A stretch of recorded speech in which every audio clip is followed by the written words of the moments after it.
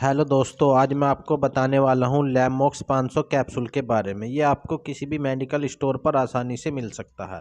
लैमोक्स capsule, अगर आपको पुरानी से पुरानी खांसी रहती है, आपके फेफड़ों में किसी भी प्रकार का इन्फेक्शन रहता है और आप खांसते खांसते परेशान रहते हैं, जैसे कि सूखी खांसी, बलगम वाली खांसी या आपके गले में खैड़ खैड़ होती है, तो आप मोक्स 500 कैप्सूल का यूज कर सकते हैं। इसकी डोज जो होती है वो होती है 1 कैप्सूल सुबह, 1 शाम आप खाने के बाद ले सकते हैं।